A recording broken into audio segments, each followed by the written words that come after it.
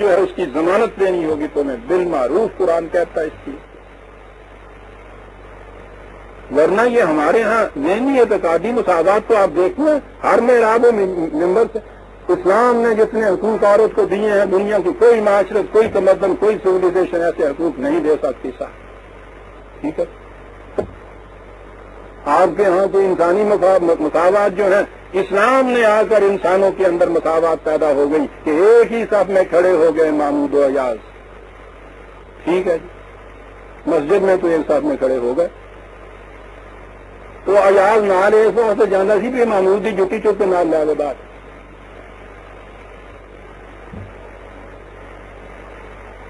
وہ کہتا ہے یہ نہیں بات کہ آپ شاعری کرتے رہے اس کے مطابق قانوناً آپ کو یہ چیز دینی پڑے گی تاکہ دونوں کو معلوم ہو کہ میرا مقام کیا ہے، اور پھر اپنے معاش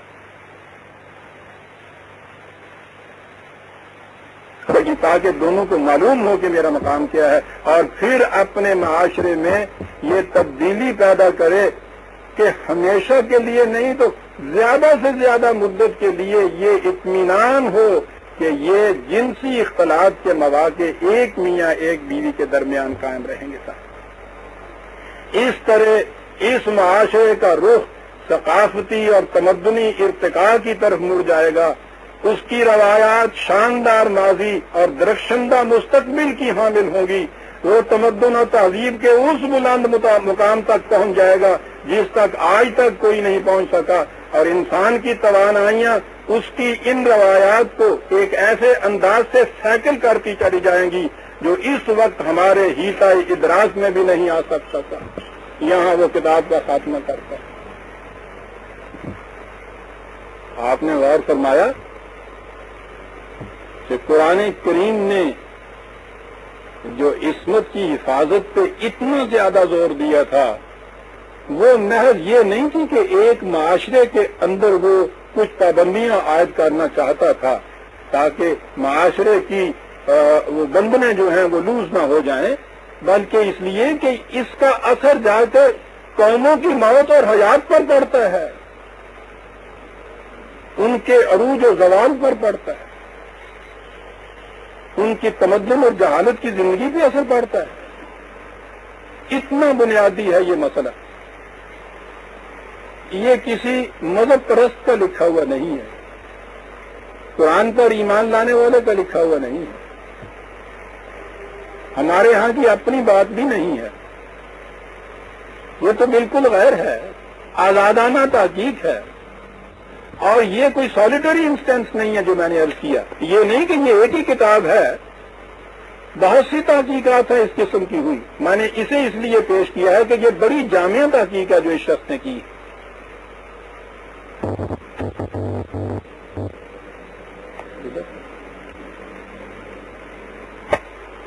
چلے پانی مجھے دے دیجیے۔ اب آئیے قرآن کریم کی طرف۔ سورہ نساء کی 15ویں آیت 4/15 جہاں سے آج درس کا آغاز ہو رہا ہے۔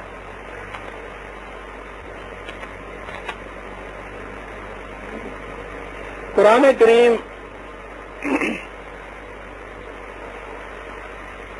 زنا جسے کہتا ہے وہ تو جنسی اختلاط کی عملی شکل ہوتی ہے، اس کے متعلق تو بڑی شدت سے روکتا ہے، اس کی سزا بھی اس نے خود مقرر کر دی ہے، مرد اور عورت دونوں کی ایک ہی سزا 24/2 میں۔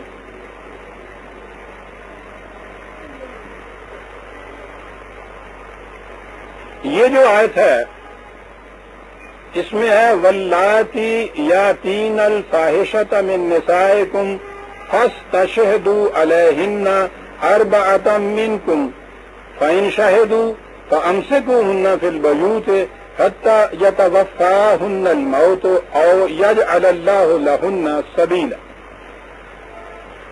یہاں پھر میں یہ عرض کروں گا کہ ہمارے ہاں کے فقہ والوں نے جو ایک بنیادی غلطی کی ہے اس کی وجہ سے اس آیت کا مفہوم بھی سامنے نہیں آیا اور پھر ان میں الجھنیں پیدا اتنی ہوئی تو خدا کے پیغام میں انسانی ذہن کی آمیزش ذرا سی بھی ہو جائے تو اس سے اتنے الجھاؤ پیدا ہوتے ہیں کہ اس سے پھر نکلنے کا راستہ نہیں ملتا۔ میں پہلے یہ عرض کروں کہ آیت نے کہا کیا ہے۔ وہ کہا ہے کہ تمہاری عورتوں سے جو بے حیائی کا کچھ ارتکاب جن سے کچھ ہو تو ان پر 4 گواہ ہونے چاہیے، اور پھر اگر گواہی کے بعد یہ چیز پایا ثبوت کو پہنچ جائے تو اس کے لیے یہ کرو کہ ان کی آزادی کو سلب کر دو، ان کو گھروں میں روکے رہنے دو تاکہ اس کے لیے کوئی سبیل پیدا ہو جائے، موت کی سبیل یا بہرحال نکاح کی روح سے شادی وغیرہ کی سبیل۔ ہمارے ہاں کی فقہ نے یہ کہا کہ اس سے مراد زنا ہے، اور اس کے بعد آپ دیکھیے کہ پھر کس قسم کی پیچیدگیوں میں الجھ گئے۔ 4 عینی گواہ چاہیے اس کے لیے۔ یہ ممکن بھی ہے کبھی؟ زنا کے فعل کے ارتکاب کے 4 عینی گواہ،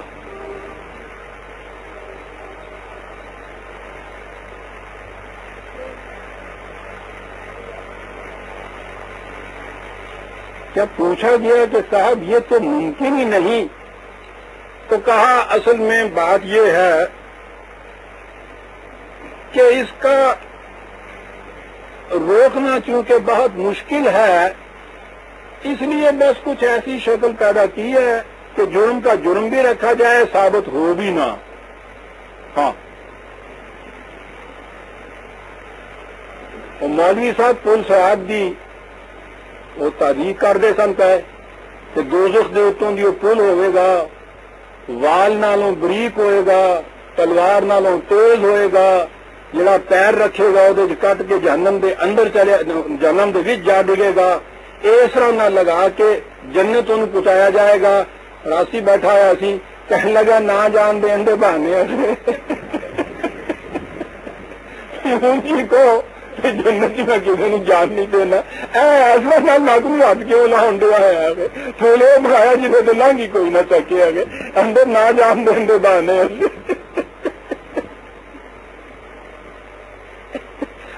ان کے ہاں بھی یہ چیز ہے۔ ایک یہاں وہ ہے نا کہ وہ عورت تو دوسری عورت اس صورت میں لاؤ کہ جب تم عدل کر سکو، اور دوسری جگہ کے ساتھ تم عدل کر نہیں سکو، کہنے لگے دیکھے نا اللہ میاں نے کس طرح جول دیتا۔ ایک جگہ تو تمہیں اجازت دے دی کہ یہاں صاحب کر لو دوسری شادی، بشرطے کہ تم عدل کر سکو، تو خوش ہو گئے، تم ہو گئی اجازت۔ دوسری جگہ کہا تم عدل کر ہی نہیں سکتے، لے لو کینگا۔ خدا کی کلام سے مذاق ہے جی، اور پھر اس کا نتیجہ جو بھگت رہے ہیں ہم۔ یہاں بھی یہ صورت پیدا کی کہ صاحب 4 عینی شاہد، اور میں نے عرض کیا ہے نا کہ میں کبھی فقہ کی بات نہیں کرتا، اگر میں اس کے متعلق آپ کو فقہی جزیات بتاؤں، یہ 4 عینی شاہد جو یہ کہتے ہیں میں بتا نہیں سکتا، آپ سن نہیں سکتے، بہنیں اور بیٹیاں نہیں، شریف مرد بھی نہیں سن سکتے۔ بہرحال یہ آپ دیکھ لیجئے کہ اگر یہ قانون آپ کے ہاں ہو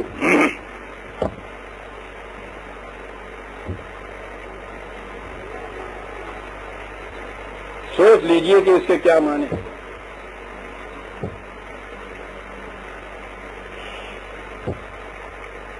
پھر اس کے بعد جب یہ ثابت ہو جائے 4 عینی گواہوں سے، قرآن نے خود یہ متعین طور پہ کہا ہے زنا کی سزا 100 کوڑے، متعین طور پر۔ یہاں لکھا ہوا ہے کہ ان کو گھروں میں روک دو، ان کی آزادی جو ہے اس پہ پابندی عائد کر دو۔ کہا گیا کہ صاحب وہ قرآن تو کہتا ہے کہ 100 کوڑے، اور یہاں یہ صرف یہ ہے کہ صاحب ان کی پابندی آزادی روک دو، گھروں میں بند کر دو ان کو۔ تو یہ کیا ہوا؟ دیکھا آپ نے ایک بات اپنی طرف سے ملائی اور قدم قدم پہ الجھنیں پیدا ہوئی، کچھ نہیں سمجھ میں بات آئی، کہا کہ وہ آیت منسوخ ہو گئی۔ چلیے صاحب، آیت ہی منسوخ ہو گئی، ایک ہی خدا کی طرف سے ایک ہی قرآن میں قیامت تک کے لیے جو رکھا گیا ہے غیر متبدل محفوظ، منسوخ ہی ہو گیا۔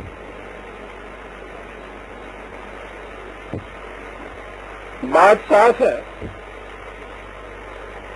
یہ زنا کا، یہ جو جنسی اختلاط کا ایکچوئل عمل ہوتا ہے وہ تو آخری درجہ ہوتا ہے، اس سے بہت پہلے یہ چیزیں بے حیائی کی شروع ہو جاتی ہیں۔ قرآن تو ایسی ہدایات رہنمائیاں دیتا ہے کہ وہ انتہا تک پہنچنے ہی نہیں دیتا۔ باہر نکلو، مردوں اور عورتوں کو دونوں کو یہ تاکید کہ اپنی نگاہوں کو بے باک مت ہونے دو، دیکھتے ہیں کہاں سے بات وہ شروع کر دیتا ہے۔ عورتوں سے کہا کہ جب غیر مردوں سے بات کرنی ہو تو تمہاری آواز میں ایسا لوچ نہ پیدا ہو جائے جو دوسرے کے دل میں کسی قسم کی کوئی چیز ایسی پیدا کر دے۔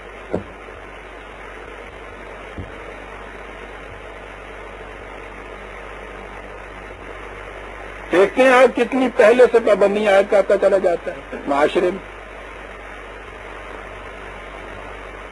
باہر نکلو تو اپنی زینت کی چیزوں کی نمود اس طرح سے نہ کرو کہ دیکھنے والوں کے سینے کے اندر جس طرح مدانی لڑکی جاتی ہے ایک کیفیت میں پیدا ہو جائے۔ یہ لفظ ہے قرآن کا، تبرج۔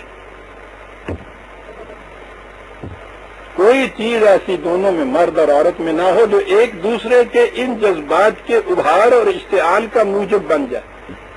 حتیٰ کہ کہا یہ کہ تم چلو اور پاؤں میں اگر ایسی جھانجھن ہے، ایسا زیور ہے جس کی آواز آ سکتی ہے تو پاؤں ایسے زور سے نہ مارو کہ ان کی آواز ہی اس طرح سے باہر نکلے۔ یاد رکھو یہ عورتوں کے لیے کہ اندر بند کر کے رکھو، غلافوں میں سمٹا کے، تالوں صندوق میں ڈال کے تالا لگا کے، یہ بات نہیں قرآن کے پردے کی۔ وہ یہ چیزیں جو ہیں ان کے اوپر پابندیاں عائد کرتا چلا جاتا ہے۔ یہ ساری چیزیں جو ہیں یہ کاہے کے لیے ہیں؟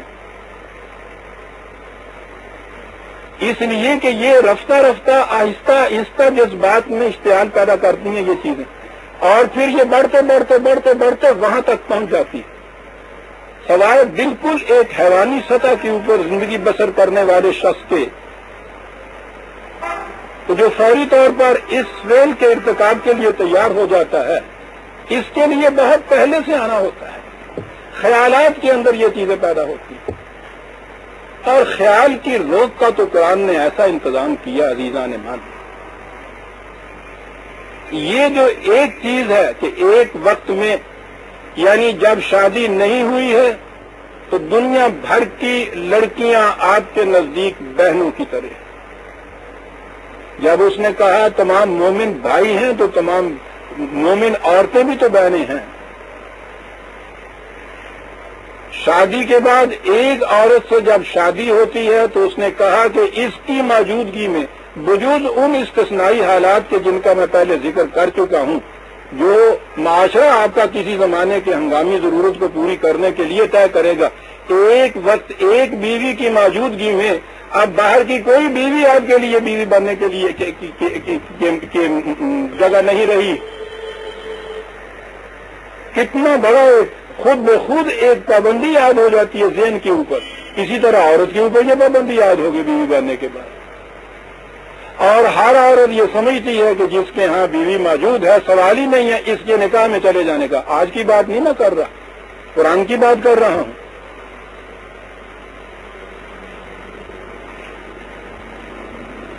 اور اس کے برعکس آپ ذہن میں یہ بات رکھیے، ایک بیوی کے بعد اور بھی جو آپ کو پسند آئے اسے آپ بیوی بنا سکتے ہیں، اور جو عورتیں باہر ہیں ان کو یہ معلوم ہو کہ جو بھی ہم میں سے پسند ہے یہ اس کے نکاح میں جا سکتی ہے، عملی طور پہ نہیں تو ذہنی طور پر تو ہر وقت آپ زنا کے اندر مبتلا ہوتے.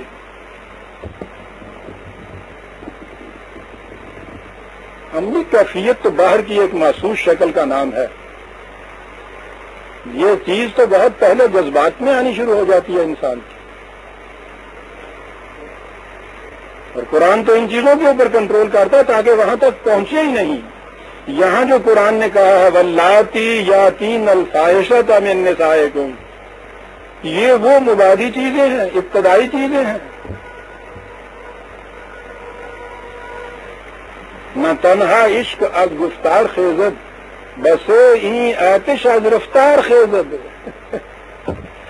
تو بات کرنا تو ایک طرف، یہ تو وہ آگ ہے جذبات کی، ذرا بے بھاگ کر دیجئے، رفتار سے یہ چیز جو ہے پتہ چل جائے.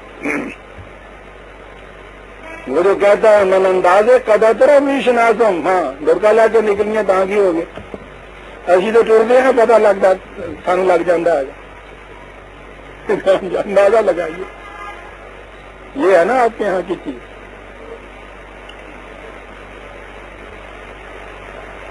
وہ تو چھپنے میں بھی ادائیں دیکھتا ہے. وہ چاہتے تھے نہ دیکھے کوئی ادا میری، ٹھیک ہے بیچاری لگتی پھرتی، چھپے جو مجھ سے تو کیا یہ بھی ایک ادا نہ ہوئی؟ وہ تو چھپنا بھی وہاں ادا ہو جاتا ہے. یاد رکھیے آپ کے یہاں کی یہ شاعری، یہ خاص طور پہ غزل کی شاعری فارسی سے جو شروع ہوئی اور یہاں آ کے آپ کے یہاں اردو میں پروان چڑھی، یہ سارے آپ کے جنسی بدنہاد کے زمانے کی پیداوار کی. بدترین دور ایران کی تاریخ کا، اور اس سے بدتر دور آپ کے ہاں کی زوال کے تاریخ اودھ کے زمانے کی جو تھی. جنسیات میں ڈوبا ہوا ہے معاشرہ آپ کا اس دور کا، اس میں سے یہ چیزیں نظر آتی.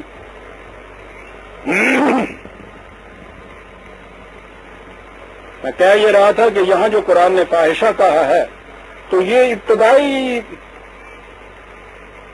مبادیات کی چیزیں ہیں جہاں سے یہ جذبات ذرا سی کروٹ لینا شروع کرتے ہیں. کہا کہ اگر کسی لڑکی میں یہ چیز تمہیں نظر آئے تو باہر آزادی ہے، یاد رکھیے. آزادی کے معنی بے باک آزادی نہیں، معاشرے میں آنے جانے کی، کام کاج کرنے کی پوری آزادی ہے عورت کو. لیکن اگر ذرا یہاں کہیں کوئی چیز ایسی نظر آئے، اور یہ وہ چیز ہے جس کے لیے آپ کو گواہ مل سکتے ہیں.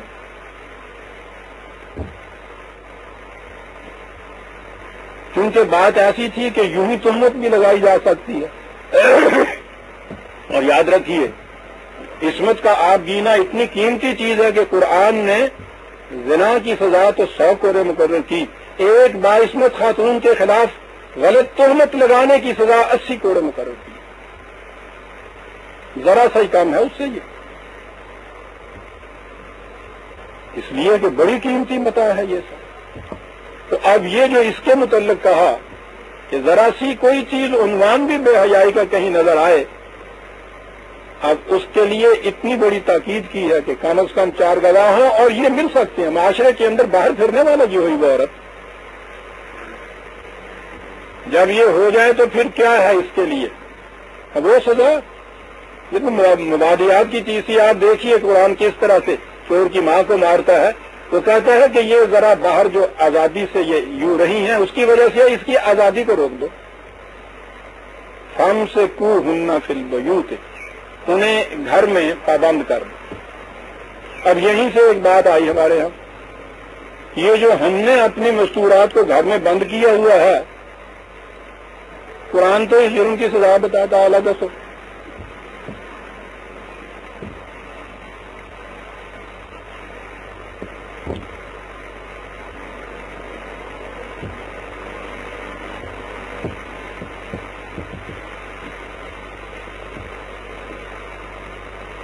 وہ یہ کہتا ہے فَامْسِكُوهُنَّ فِي الْبُيُوتِ، اور یہاں سے بھی پتہ چل گیا کہ اگر یہ چیز کسی میں کسی عورت میں یہ اس چیز کی نمود نہ ہو یا اس کا ثبوت نہ ہو تو یہ جو ہے پابند مسکن کرنا جسے کہتے ہیں، یہ چیز خود جرم ہو جائے گی، کیونکہ جس کے خلاف جرم ثابت نہیں ہوتا اسے وہ سزا دے دینا جو جرم کی سزا ہے، یہ خود جرم ہوتا ہے۔ سارے مجرم ہیں بھائی صاحب، مصیبت یہ ہے کہ قانون مردہ لے آتے تھے اینا لگمانا آ جان دیا اسے۔ میں نے اب کے یہ کہا ہے، لکھا ہے یہ پھر اپنی بہنوں سے اور بیٹیوں سے کہ یہ اسمبلیوں کی ساری سیٹیں جتنی ہوتی ہیں اس میں یہ کوئی پابندی نہیں کہ صرف مرد ہی اس میں ممبر ہو سکتا ہے، عورت ممبر نہیں ہو سکتی، قانوناً اس میں کوئی پابندی ایسی نہیں ہے۔ یہ ان بیچاریوں کو پتہ نہیں، اور ہم نے بھی کچھ ذہن میں ایسا ہی ڈالا ہوا ہے کہ تو جا کے فلانے نو جا کے ووٹ دے دیں گے تو انہوں جا کے، یعنی مردوں کو ان کے ذہن میں نہیں ہم نے یہ آنے دیا کہ تم بھی ان سیٹوں کی ممبر ہو سکتی ہو۔ آدھی آبادی ہے ان کی، آدھی سے بھی کہیں زیادہ ہی ہے، آدھی سیٹوں کے اوپر یہ جا کے بیٹھ سکتی۔ اور اگر انہوں نے جذبہ یہ لینا ہو کہ جتنا ظلم ہم پہ ہوا اس کا انتقام لینا ہے، ون پارٹی گورنمنٹ یہاں بن سکتی ہے ان کی، ایسی بنے کہ ناگو چنے چوا دے تمہیں، ہے جاؤ صحیح تو میری بیٹی ٹھیک کہا نا میں نے۔ ان کے لیے مراعات خصوصی دے رہے ہیں صاحب یہ مرد، آئین بنانے والے۔ 10 سیٹیں ان کو اللہ واسطے دیں، کنیا دان جن کو کہتے سن ہندی، خیرات، اور یہ خوش ہیں کہ ہمیں 10 سیٹیں مل گئی۔ ٹھیک،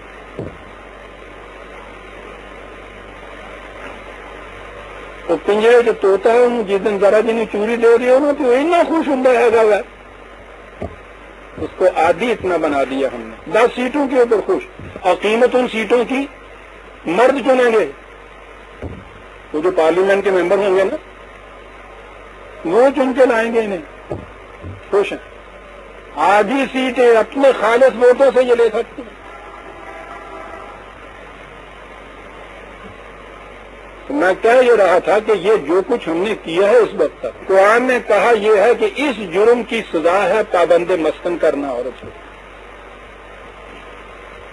ہمارے معاشرے میں یہ کچھ کر دیا، یہ ٹھیک ہے۔ میں یہ عرض کروں گا کہ جب معاشرے کے اندر چوریاں عام ہو جائیں تو آپ کو واقعی اپنے گھر کے متاع کو، اپنے گھر کی قیمتی چیزوں کی بہت زیادہ حفاظت کرنے کی ضرورت ہے۔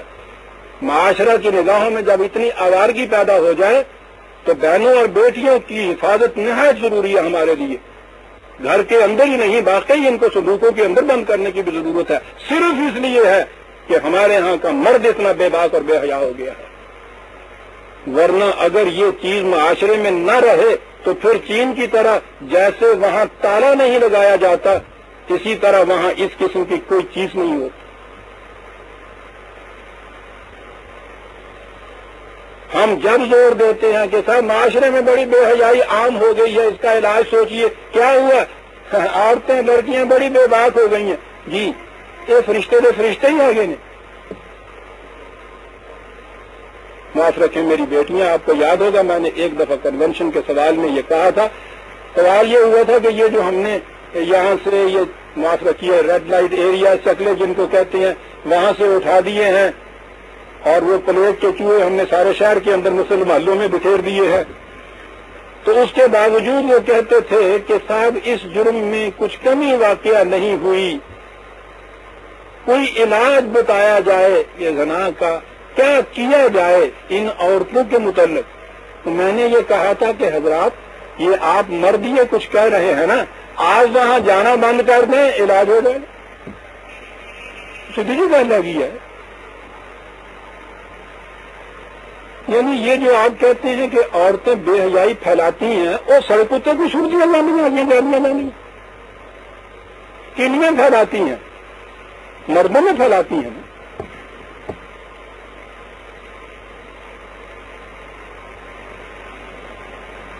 پتہ نہیں آپ کو یاد ہے یا نہیں، جو درس میں دیر سے آنے والے ہیں انہیں تو یاد ہوگا۔ ایک دفعہ یاد ہے نا، ایک دفعہ یہاں ایک بہت مقدس بزرگ آ گئے تھے درس میں، دور کے تھے وہ رہنے والے، پرانے دور کے ایک مولوی صاحب تھے، وہ 2-3 مرتبہ انہوں نے یہ چیز کہی اور بالآخر انہوں نے کہہ ہی دیا بیٹھے بیٹھے کہ پرویز صاحب یہ جو آپ نے بے پردہ عورتیں بٹھا رکھی ہیں ان کو کہیں اندر بٹھا دیجئے، مجھ سے تو یہ درس سنا نہیں جاتا اس طرح سے، بار بار نگاہ ادھر جاتی ہے، یعنی تم نظر نہ نیمی اپنی کری انہوں نے اندر بٹھا دی۔ مجھے جو کچھ سوجی، میں نے کہا مولانا صاحب یہ بیچاریاں تو مدت سے اس کی عادی ہیں، یہاں بیٹھ بھی رہی ہیں، آپ پہلے آج آئے ہیں، کمرہ میرا خالی ہے، آج وہاں مجھے لے جائیے۔ اب جواب ان کے پاس کچھ نہیں تھا، چلے گا۔ ابھی 2-3 منٹ گزر ہو گئے، مولوی صاحب چلے آ رہے ہیں بنا داری۔ کہنے کہ کیا ہوا؟ کہنے کے ہوتے بہ کے تو کوئی سواد نہیں آنا ہے گا۔ میں نے کہا جی سواد کرنا نہیں آنا کہ کھانا نہیں آنا۔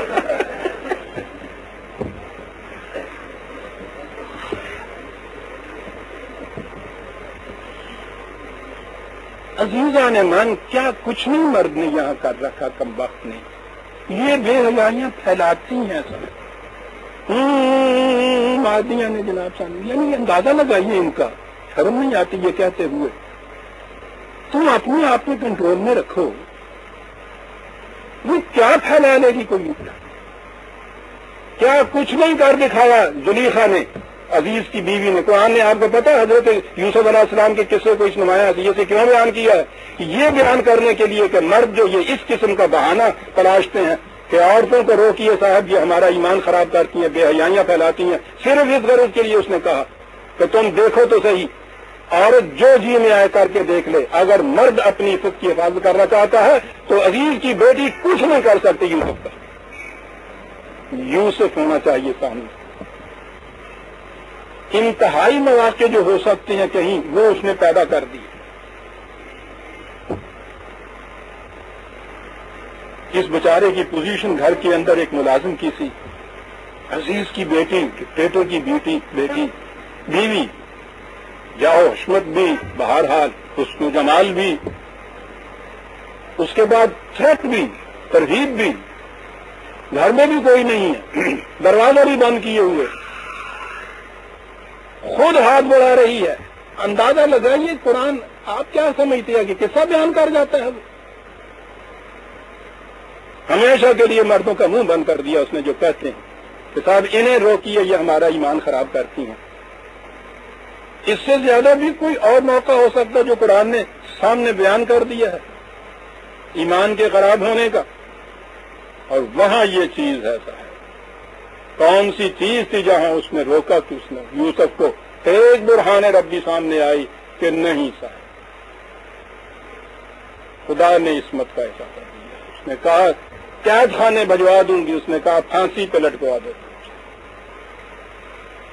اور وہ حضرت یوسف کے یہ الفاظ، میرے اللہ میں اس چیز کے مقابلے میں قید کی سزا بھگتنا زیادہ پسند کروں گا صاحب۔ چیزان مان، مرد اس قسم کا اپنے یہاں اگر سیرت یوسفی پیدا کر لیں اس کے بعد یہ شکایت ہی نہیں ہوتی ہے، کیا کر لیں گی کہ بیچاری عورتیں، نہ تو عزیز کی بیوی سے زیادہ یہ کچھ آپ کے یہاں صاحب ایک لدار ہو جائیں گی، نہ اس قسم کے مواقع آپ کے یہاں یہ ہم پہنچیں گے۔ کیفیت تو ہماری اپنی یہ ہے، اور الزام ہمیشہ صاحب ان بیچاریوں کے سپرد دیا جاتا ہے۔ قرآن نے یہ کہا ہے، اور یہ چیز آپ نے یہ کہا ہے کہ صاحب دیکھیے ان سے کہا کہ عورتوں کے متعلق ہے، جی نہیں ذرا ٹھہریے، میں بھی اسی آیت پہ نہیں ختم کرنا چاہتا کہ 8 دن تک تو کم از کم ذہن میں آپ یہ لیے پھرے نا، کہاں دیکھے نا کہ قرآن نے انہوں نے کیا نا، واللذان یاتیانھا منکم فآذوہما فإن تابا واصلحا فأعرضوا عنہما ان اللہ کان توابا رحیما۔ مرد اگر یہ چیز کرے، واللذان کے اندر عربی قاعدے کے منہ سے دونوں آ سکتے ہیں، ایک مرد اور ایک عورت، وہ کہیں یہ چیز نظر آئے، دو مرد، وہ بھی اگر اس قسم کی ابتدائی چیز کہیں ذرا سی بھی بے حیائی کی تمہیں یہ نظر آئے، ان کے متعلق تو صرف یہ کہا ہے کہ ان کی آزادی کو روک دو، ان کے متعلق کہا ہے کہ اذیت دو ان کو.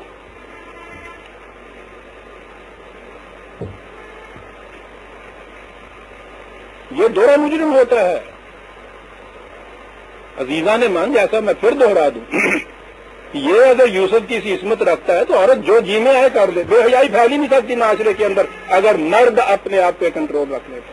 اس لیے قرآن کی یہ دیکھیے یہاں عورت کے متعلق تو صرف یہ کہا ہے کہ اس کی اس آزادی کو ذرا روک دو. اور یہ جو ہے جنہوں نے یہ الزام سارا ان کے سر جو دیا تھا یہ خوش ہو گئے ہوں گے کہ آزاد ٹھیک ہے، دیکھا نا ہم نے یہ کر دیا. ان کے متعلق کہا ہے فآذوہما، وہاں یہ چیز ہے. اذیت کی قرآن نے خود یہاں آپ تعین نہیں کیا. قرآن ایسی چیزوں کو اسلامی معاشرے پہ چھوڑ دیتا ہے کہ وہ اپنے وقت کے تقاضوں کے مطابق اس کی سزا خود متعین کرے. جرم عام نہیں، استثنائی ہے، تو اس کے لیے تو فَإِن تَابَا وَأَصْلَحَا فَأَعْرِضُوا عَنْهُمَا إِنَّ اللَّهَ كَانَ تَوَّابًا رَحِيمًا. استثنائی شکل پیدا ہوئی، یوں ہی ذرا سے کسی جذبات کے اشتعال میں آ کے ایک لغزش ہو گئی، فوراً ندامت ہوئی اس کو. ندامت کے بعد تم نے دیکھا کہ واقعی عادی نہیں اس قسم کا، یوں ہی لغزش ہو گئی تھی، تو کہا کہ پھر ٹھیک ہے، لعنت ملامت کر کے اصلاح کے لیے اس کو ایسے ہی چھوڑ سکتے ہو تم. تواب الرحیم ہے. انما التوبۃ علی اللہ الذین یعملون السوء بجہالۃ ثم یتوبون من قریب. دو باتیں دیکھیے، یہ یوں ہی نہیں ہے کہ دیدہ دانستہ سب کچھ کرتے پھر اس کے بعد یہ کہتا یا اللہ میری توبہ، یا وہاں جا کے عدالت میں کہہ دیا جی مجھے معاف کر دیجیے. یعملون السوء بجہالۃ، پہلی چیز تو یہ ہے دانستہ نہ کیا ہو، نادانستہ کوئی عمل سرزد ہو گیا، اور جس سے نادانستہ ہوا ہے اس سے یہ اگلی چیز ہوگی ثم یتوبون من قریب. ارتکاب جرم کے فوری بعد ندامت کا جذبہ پیدا ہو گیا، اوہو کیا ہو گیا مجھ سے. دانستہ کرنے والے کے دل میں یہ بات نہیں پیدا ہوتی. کیا نفسیاتی چیزیں قرآن پیدا کہتا ہے. توبہ اس کی ہے جو ہم نے یہ کہہ دیا کہ اگر ایسی صورت ہو کہ وہ اس سے نادم ہو جائیں، آئندہ کے لیے اصلاح کی وعدہ کر لیں تو ان کو چھوڑ دو. تو یہ نہ سمجھو کہ وہ آئے جو اس طرح آتا کرتا چلا جائے، آتا چلا جائے، چھوڑتے چلے جاؤ، پھر کرتا چلا جائے. یہ صورت نہیں ہے. کہ کیفیت یہ ہو کہ جامع میں توبہ شکن، توبہ میری جام شکن، سامنے ڈھیر ہے ٹوٹے ہوئے پیمانوں کا، ایک توبہ ہو جائے گی دیا گی.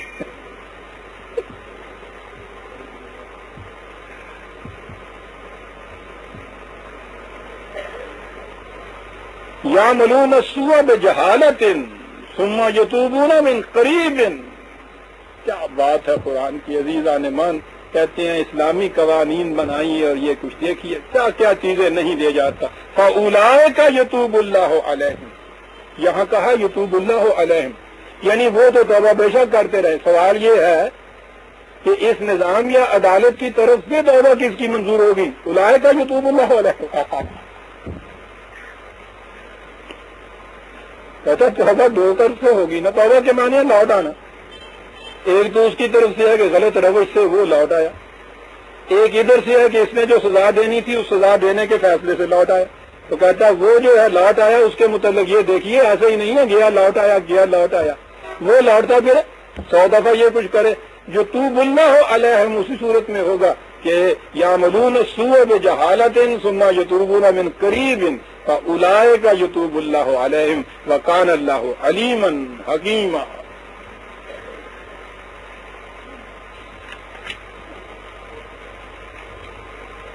اگلی آیت ساتھ لے لوں ایک منٹ میں. وَلَيْسَتِ التَّوْبَةُ لِلَّذِينَ يَعْمَلُونَ السَّيِّئَاتِ ثُمَّ إِذَا حَضَرَ أَحَدَهُمُ الْمَوْتُ قَالَ إِنِّي تُبْتُ الْآنَ وَلَلَّذِينَ يَمُوتُونَ وَهُمْ كُفَّارٌ أُولَئِكَ أَعْتَدْنَا لَهُمْ عَذَابًا أَلِيمًا. توبہ یہ نہیں ہوتی، کرتے گئے لوٹتے گئے، اس کے بعد ساری عمر یہ کچھ کرتے گئے، جب وہ موت سامنے آ کے کھڑی ہوئی تو یا اللہ میری توبہ، اگلے پچھلے گناہ بخش دے، پھر سورہ یاسین بھی سنا دے، ادھر ادھر والے بھی آ جائیں، کہنے لگے یہ بات نہیں.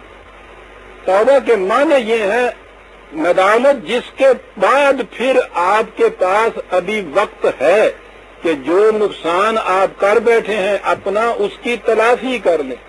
تلافی کے موقع اگر موجود ہے تو پھر توبہ کے معنی ہیں. توبہ دو لفظوں کو دہرا دینے کا نام نہیں ہے. توبہ ایک عمل ہے، ایک کام کرنا ہے. جو غلطی ہو گئی ہے اس کے ازالے، اس کی مدافعت، اس کی تلافی کے لیے اس سے زیادہ بہتر کام کرنا ہے آپ نے. اس کے لیے تو آپ کے پاس وقت اور موقع بھی ہونا چاہیے نا. اسے کہتے ہیں توبہ. کہتے ہیں وہ سامنے موت آ گئی اور اس کے بعد انہوں نے کہا کہ یا اللہ میری توبہ اور استغفر اللہ اور دوہراؤ. وہ کہتا ہے اسے توبہ نہیں ہوتی. نہ ہی اس کی توبہ ہے کہ جو قانون کو قانون مانتا ہی نہیں ہے. کیا بات ہے، قانونی کو قانون نہیں مانتا. یہ کفار کے معنی یہ ہوگا. یہ وہ ہیں کہ جن کے لیے سزا ہے، بڑی دردانگیز سزا ہے. آپ دیکھیے مبادیات زنا جو ہیں، فاحش یا بے حیائی کی ذرا سی بھی چیز، اس کو روکنے کے لیے قرآن کریم کیا ابتدائی اقدام کرتا ہے، احتیاط برتتا ہے تاکہ یہ آگ پھیل کے آگے نہ چلی جائے. تو پہلی چیز قرآن نے یہ بیان کی ہے.